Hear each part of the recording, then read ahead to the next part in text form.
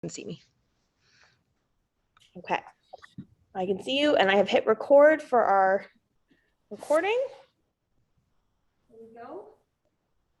Camera's in an okay place. Okay, so everybody, welcome. We have the lovely Christina here with us today from Bridges Community Health Center. Christina is a registered dietitian, and she is here to answer any questions we have about nutrition, share tips, and other helpful things like that. Great. Thanks, Laura. You are so welcome. Okay, so today I left the recipe over here. First, another having to step out of the frame. So today we are making homemade granola, and then we're going to use that homemade granola to make a parfait. So I really love homemade granola because it's one of those things that feels and tastes a lot fancier than it looks. We have in the chat, Michelle says, can you send the recipe via email after the class? Yes, Michelle. Yes, I can do that. That is no problem at all. But yes, what I was saying is I love granola because it tastes like a very fancy thing to me anyway, but it's very, very easy to make and it's very flexible. So the recipe that we're going to be following today is from Cookie and Kate. Kate is the name of the blogger. I believe Cookie is the name of her dog, but she has lots of really wonderful whole food recipes. Yeah. Sorry, Michelle? Oh, I'm sorry. Okay. Did you have a question? No, I didn't know I was on. Oh, no problem. Do you want me to mute you? Yes, please. Okay, I will just run around the table and do that. I can. Okay, you're good to go. Okay, so her cookbook is wonderful. It's full of great, straightforward, delicious recipes that are made with real food. And I highly recommend it. What I love about this particular granola recipe, if you look at the beginning of the recipe, she gives lots of different ideas for substitutions. And if you go down to the actual recipe, she just says 1.5 cups of nuts and or seeds. And then she does 2/3 of a cup dried fruit. So what I love about that is you can substitute any nuts, seeds, and fruit that you already have at home, which is a great way to make the most out of your groceries. So before we get started, does anyone have any allergies today to any nuts or seeds? I have allergies to nuts, so I'm just using the other ingredients. Perfect, Katie. That's a great way to do it. So you're going to use pumpkin seeds and maybe sunflower seeds? Yeah, or something like that, yeah. The oats Okay. and the fruit. Christina, do you have any suggestions for someone with nut allergies to make a nut-free granola? Yes, I think her suggestions were good in the blog post or the article. So I like hemp seeds, which are really tiny, but I think that they'll stick. So hemp seeds, and you could maybe try chia seeds too, but they do swell when they get wet. So I don't know if they would swell like with the sweet, like at the honey or whatever, or maple syrup, but you could try that as well. So yeah, but I like definitely the pumpkin seeds and sunflower seeds. Good option. Yeah.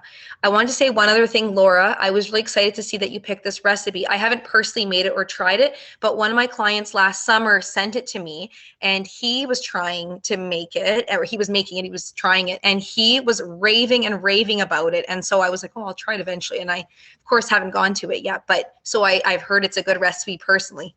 Oh, that's awesome. Okay, so full disclosure, this is very close to the recipe I use.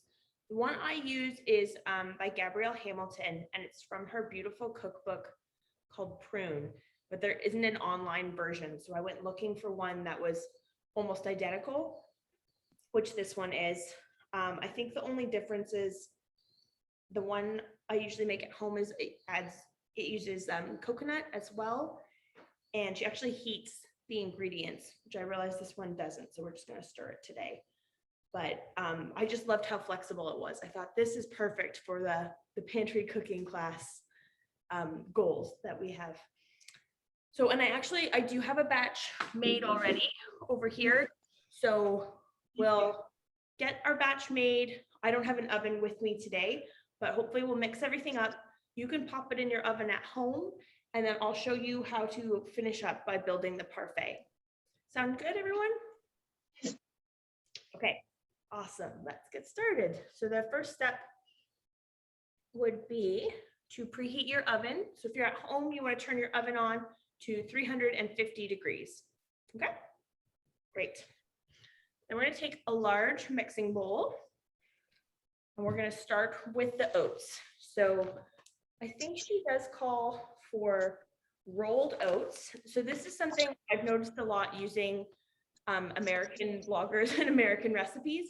They will refer to oats as rolled oats. I've never seen them in a Canadian store called that.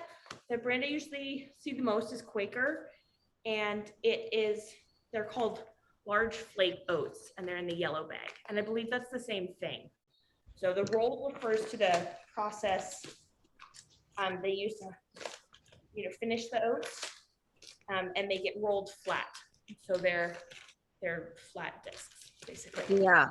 And because they're rolled flat, that increases their surface area. So that's why they're able to cook a little bit quicker than like steel cut oats, quite a bit quicker. So that's exactly right, Laura. That makes total sense. Very good to know. Okay, so we're gonna do 4 cups. So you have your cup measurement, and we're gonna measure 1, 2, 3,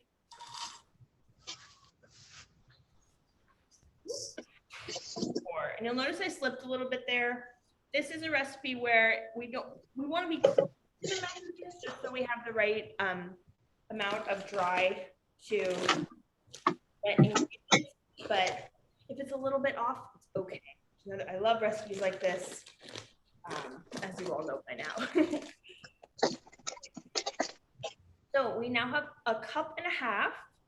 So I've got my cup measurement, and I actually couldn't find a half cup, so I'm gonna use the quarter cup twice.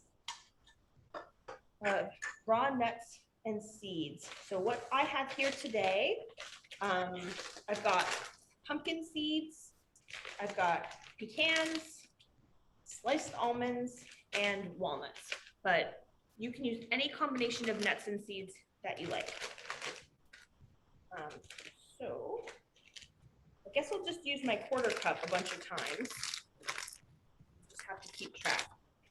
So now, can I get this open? I have nearby, so and I'll watch me struggle. It doesn't explode everywhere. So while you're opening it, I'll just maybe mention, so nuts and seeds are so nutritious. There's such a plethora of, micronutrients in both of them.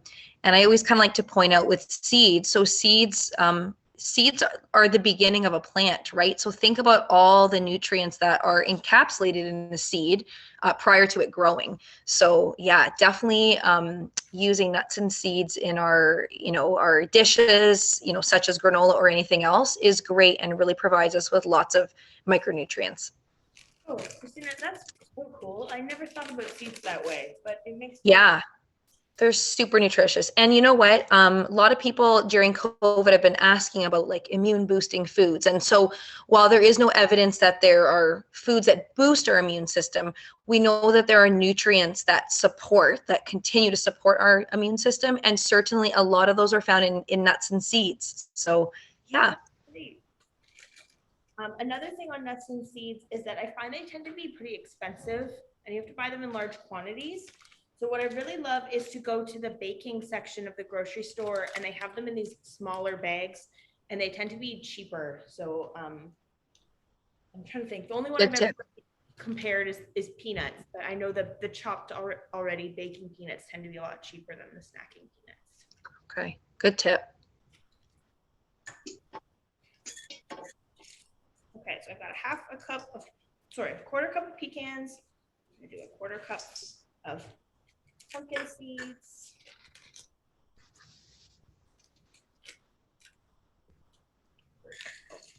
Slivered almonds. That's there. Maybe another thing I'll just add in while you're doing that. So nuts, going again on nuts. So nuts have really been studied in terms of heart health. And there was a study several years ago, the PREDIMED study, which was kind of looking at following the Mediterranean diet. So that's a way of eating, not like a fad diet, but a method of eating.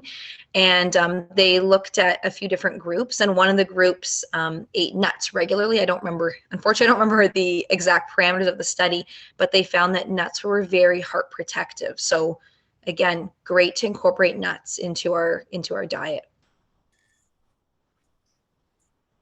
Another thing, and a great way to do that is to eat something like granola regularly. I think of this as like I ate a lot of breakfast cereal as a kid. I think that's very standard 90s breakfast. This is like grown up fancy cereal. And the oats are giving us fiber because you're using the rolled oats. And we know that the type of fiber found in oats is protective of our heart and lowers cholesterol. So yeah, good ingredients in this recipe for sure. Absolutely. Okay, so I've got now a cup and a half of nuts and seeds. I'm just going to give those a stir so they get well combined with the oats. Next thing is 1 teaspoon of sea salt. Here. Grab my 1 teaspoon measurement.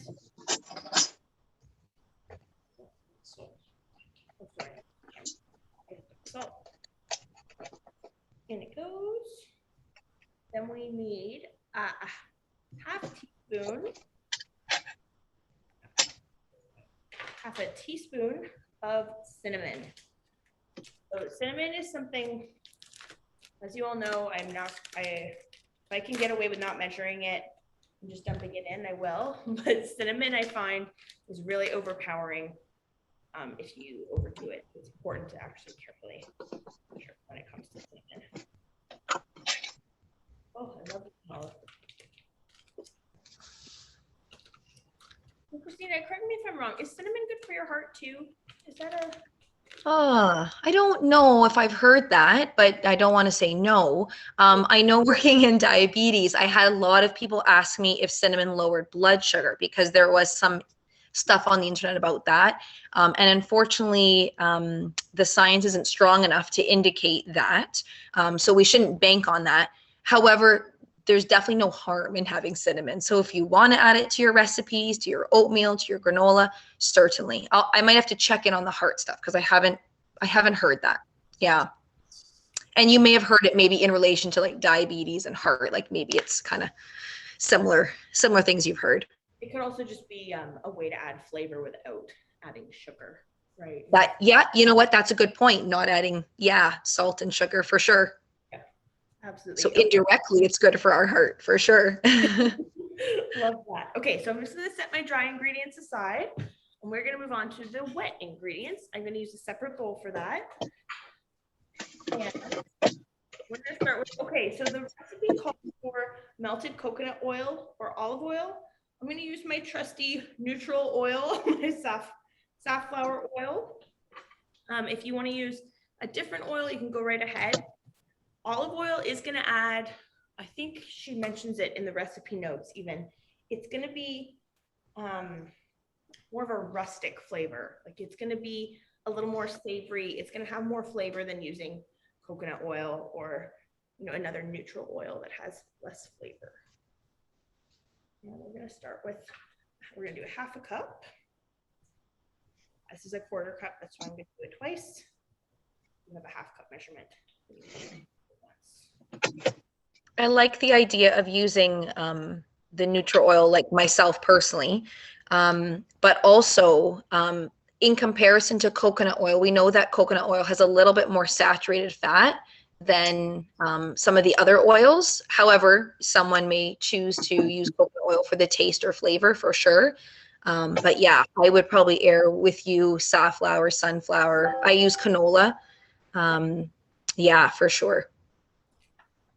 We want to try and have, as often as possible, use like liquid fats because we know that they're unsaturated. And so these are better for our heart than some of the more solid fats.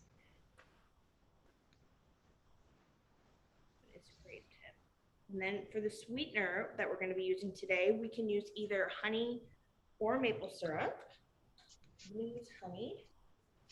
We're going to go with apricot. Equal parts of your oil to your sweetener. That makes it easy. Yeah, very easy to remember. A tip that I love, and this is from my other granola recipe, is to measure your oil first and use the same measuring cup if you can, because the oil will make it easier for the sticky honey to slide out. That's such a good honey tip. do we use? Pardon? Sorry, I didn't mean to interrupt. How much honey do we use? Half of a cup. Okay, thank you. No problem. Okay, and it sounds like I was having some technical difficulties. So my screen shouldn't ever go away for you because I am pinned, if that makes sense. But what I can do is ask everyone, if you're not speaking, could you put yourself on mute? Because I think that will help with problem Michelle's having. Just hit the button and then just turn it on if you have a question. Or Christina, if you have to weigh in, of course. Sounds like it's a Zoom setting problem that you're having there. Sorry about that. Okay, so we've got half a cup of honey. We now need 1 teaspoon of vanilla extract. Do I have a teaspoon? Yes, I do. So again, vanilla, really important to measure that carefully, because if you add too much, it will end up bitter. It smells lovely. I'm really struggling to open everything today. Just one of those days.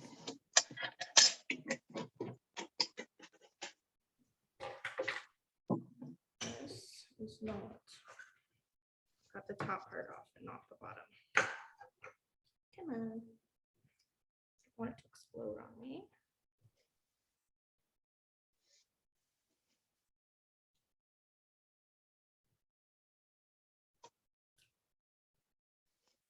Okay, so somehow I have peeled off the top. There we go.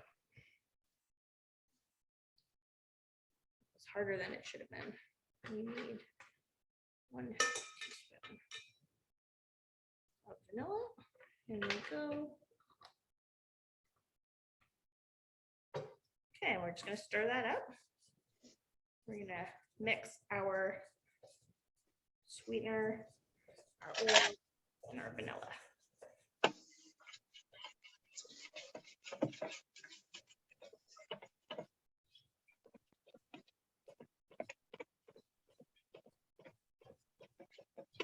Okay, so Michelle, I know you said you're still having the problem. So something you can try is in the top right corner, there should be an option to pin or spotlight me so that you're just looking at my screen. So maybe that will help.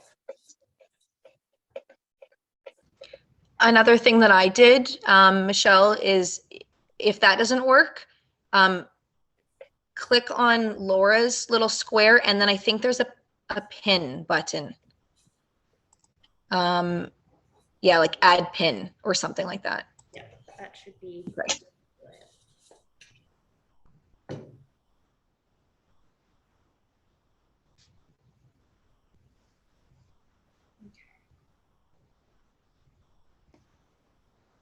All right, now once you've got your liquid into solid, like one consistency, I would say, we're gonna, actually we forgot our dried fruit.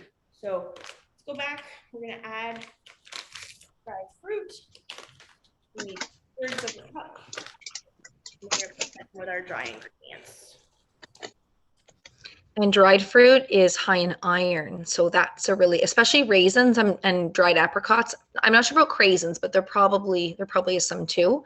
So yay for iron. Absolutely. Actually, I can check right here on the bag. Yeah. Attention iron? No, not. No, okay. Okay, so not the craisins, but yeah, but raisins and dried apricots, and you can chop up the dried apricots. Now, so mix well, and then we're going to spread it out into our pan.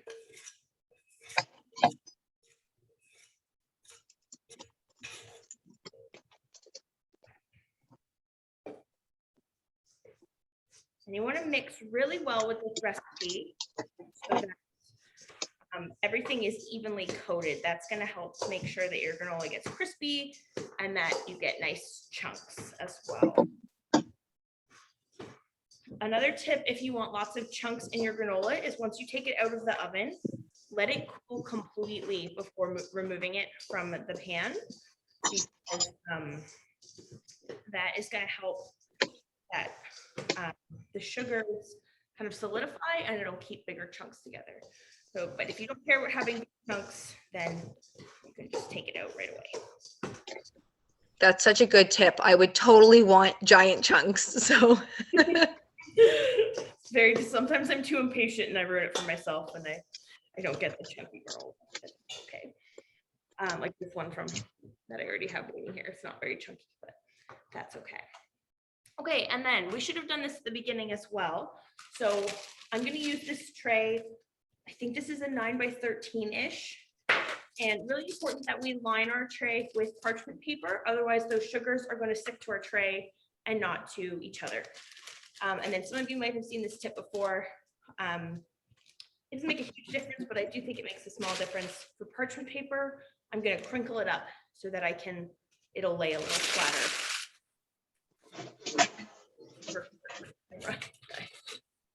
I'm going to undo it, and I really do believe that helps it not flying around as much. Otherwise, I find parchment paper annoying. I tried that tip, Laura, after the last time you demonstrated, and I'm doing that from now on.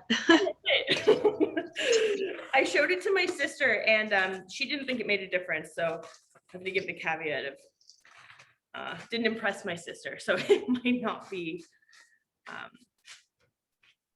for everyone, but it's definitely for me. Okay,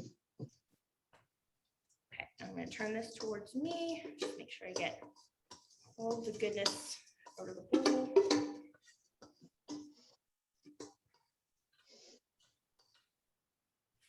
Okay, and by now your oven should be preheated. So you're just going to pop this into your oven and set a timer for 21 to 24 minutes. Okay. The recipe also gives a tip that if you do want extra chunky granola, you should not stir it halfway through, but take it out and kind of take a spatula and push down. If you don't want big chunks, then take it out and give it a stir to help it cook a little more evenly. And then she says, also, if you do want big chunks, let it cool completely. So she says at least 45 minutes. And then you're going to take it out of the pan using parchment paper and break it up using your hands. Laura, Yes, Katie. do we mix the dry and wet together when we put it in the oven? Yes, you Yeah, do. okay. Yeah, okay, thank you. no problem. Okay, so put this in the oven. I'm gonna put this in the imaginary oven. Tonight. But in the meantime, I'm going to show you a fun recipe or kind of a fun thing to do with your finished granola. Just a way to make a normal morning a little special. I use a glass parfait and not just a bowl. So I've got some plain yogurt here. I like plain yogurt with granola just because I find the sweetness from the granola is enough on its own. But that's totally a matter of preference. You can use any flavor of yogurt you like. And then I also have raspberries and blueberries. Any fresh fruit is great. And what we're gonna do, build our fancy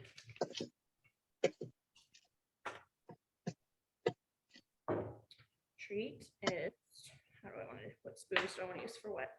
So I'm going to start with a spoonful of yogurt on the bottom. Hopefully everyone can see that.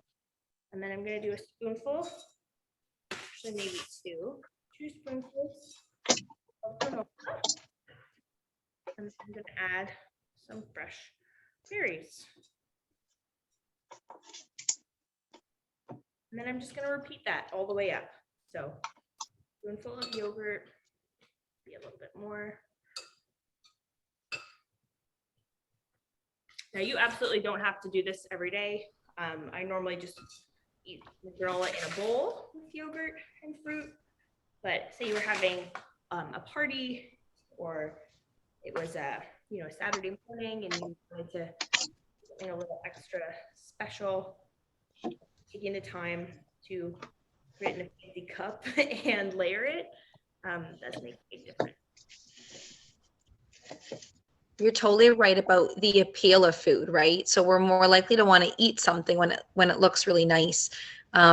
And this looks like a really nice balanced like breakfast or snack because you really have 3 food groups in there. So you've got your fruit, you've got your protein, which is your yogurt, and then you've got the whole grain in there, which is the oats. So yeah, and a little bit of like that natural sweetness coming from the fruit and from the honey. You've chosen the plain yogurt, so yeah. All right, just a couple more berries on top. And there we go. That's the prettiest side. There's our beautiful parfait with our homemade granola. So I hope you'll try this. Hope your granola is making your house smell wonderful in about 10-15 minutes. Don't forget to take it out in 20. And does anyone have any questions before we sign off? Just wanted to thank you again, Laura, for everything, and thank you for I think it's Christine, sorry. Yeah, I just want to thank her too. You're welcome. Thanks for Laura for having me. Yeah.